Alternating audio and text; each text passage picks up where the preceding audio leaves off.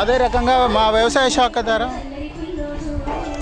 శాఖ ద్వారా మీరు చూస్తున్న ఫొటోస్ కూడా శ్రీ పద్ధతిన అంటే 2 ఆకుల దశని మనం మొదట చూసినట్టయితే 2 ఆకుల దశలో ఉన్న విత్తనాన్ని మాత్రమే నాటుపెట్టుకుంటాం. అంటే వరి మొక్కలో దిగుబడి ఎందుకు పెరుగుతుందంటే ప్రధాన కారణం మనం రైతులు ఎక్కడ తప్పు చేస్తున్నారంటే ఒక్క కాడ ఏంటంటే విత్తనము ముదిరిన నారు నాటడము, రెండవది ఏంటంటే నీరు ఎక్కువ పెట్టడం.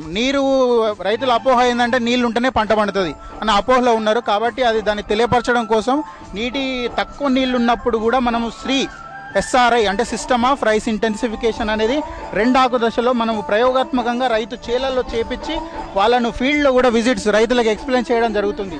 ఇవన్నీ కూడా శ్రీలో మనం చేయదలసిన పద్ధతులు. ఇది ఫీల్డ్ అంటే లాస్ట్ మనకు ఫీల్డ్లో కూడా ఇన్స్పెక్షన్ చేసి రైతులకు ఎక్స్ప్లెయిన్ జరుగుతుంది.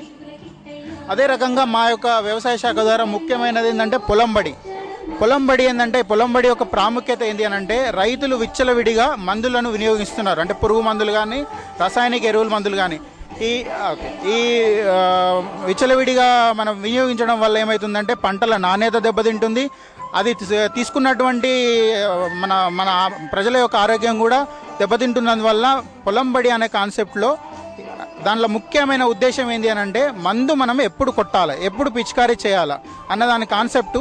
తర్వాత రైతులను తమ పొలంలో తనే ఒక శాస్త్రవేత్తగా అంటే తనే సెల్ఫ్ డిక్లరేషన్ అంటే తనే నిర్ణయం తీసుకునే స్థాయికి రైతులను తీసుకురావాలన్న ఉద్దేశంతో ఈ పొలం బడి స్కీమ్ మేము చేయడం జరుగుతుంది.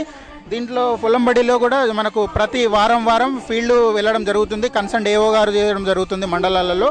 దీని ద్వారా ఏంటంటే నాణ్యమైన పంటను అధిక దిగుబడి మనకు తక్కువ పెట్టుబడులతోటి సాధించుకునేందుకు ఆస్కారం ఉంటుంది సార్. ఈ జీరో టిల్లేజ్ అనగా ఏంటంటే మనం దున్నినట్టయితే దానికి ఒక 2000 నుంచి 2500 వరకు ఖర్చు వస్తుంది. దున్నడానికి ఖర్చు రావడం జరుగుతుంది. అది కాకుండా మాగాణి భూములలో అంటే మొదటి వరి పంట మొదలుగా కోసినటువంటి వరి పంట కోసినటువంటి భూములలో స్టెబుల్స్ ఉన్నప్పటికీ కూడా మనము అందులో ఉన్న కొంత తేమ ఏదైతే మన భూమిలో ఉన్న తేమను మనం కాపాడుకొని ఆ తేమ ద్వారా ఈ తేమ ద్వారా మొక్కజొన్నను మనం సాగు చేసుకున్నట్టయితే దున్నే ఖర్చులు మనకు ఒక 2500 వరకు ఖర్చు తగ్గే అవకాశం ఉంటుంది.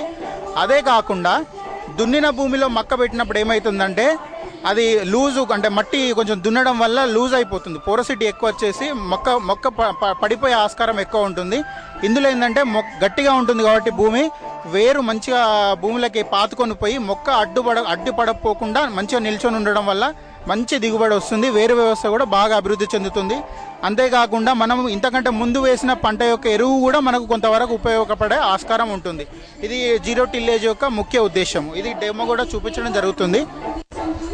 రైతులకు ఇప్పుడు భూమి మట్టి పరీక్ష యొక్క ప్రాముఖ్యత ఏందన్నది వాళ్ళకి తెలియడం కోసం అంటే ఇప్పుడు మేము చెప్పడం ఏంటంటే రసాయనిక ఎరువు మందులు అధికంగా వేయడం జరుగుతుంది. ఈ రసాయనిక ఎరువు మందులు అధికంగా వాడడం వల్ల కూడా మనకు నష్టం కలుగుతుంది. తద్వారా మనం సబ్సిడీ కూడా గవర్నమెంట్ కూడా సబ్సిడీ ఎక్కువ ఇస్తున్నది దానివల్ల.